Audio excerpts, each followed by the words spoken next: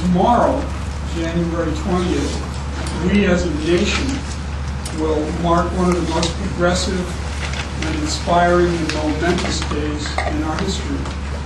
A day that would not have been possible were it not for the life and legacy of the man that we are here to honor.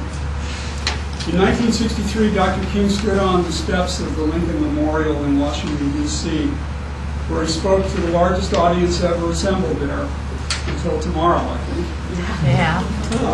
He spoke of a dream of unity, equality, and opportunity for every man, woman, and child, from every village and hamlet, and from every state and city in America.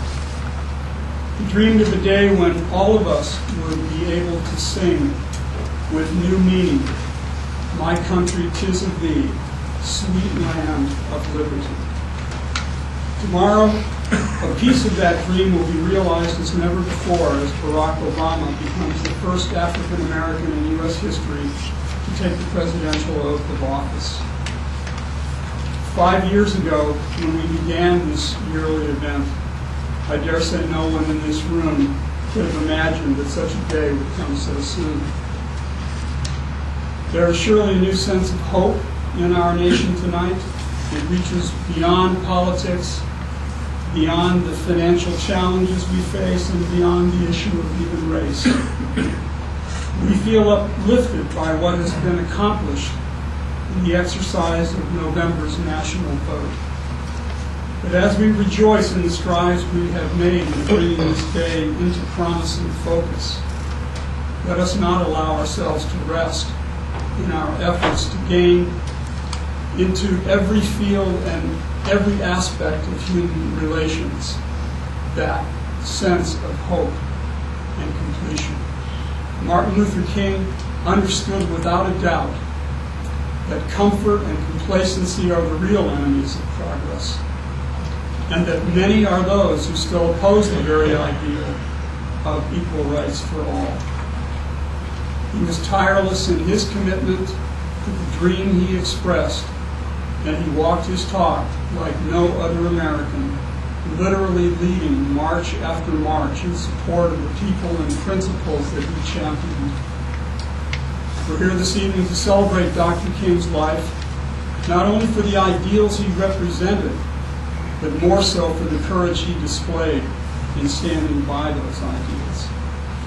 He was routinely condemned, censored, and reviled for his beliefs and for the activism with which he sought to express them.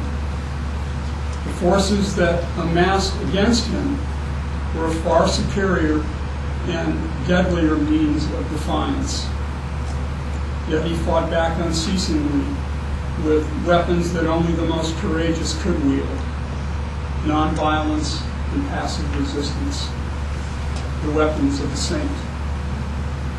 Martin Luther King Jr. was more than a Baptist minister with a flock of loyal followers. He was a messenger of the one God that embraces all religions and the one humanity that arches over all distinctions of nationality, race, color, or creed. He stood for unconditional love and for unconditional truth. And to these principles he added the practice of nonviolent conduct in pursuit of all that matters. Love, truth, and nonviolence became his holy trinity. And as the great Mahatma Gandhi wrote, nonviolence is the greatest force man has been endowed with. It is that capacity which distinguishes us from all other animals, and we fulfill our destiny only to the extent that we are nonviolent in how we conduct our lives. Martin Luther King Jr. was engaged throughout his ministry in campaigning for social reform. This could describe countless other figures of the 20th century, but what set King apart from the rest of his contemporaries was his unwavering faith in the divine purpose of his mission. He was driven not by ego, not by a quest for power, not even by the desire merely to do good work,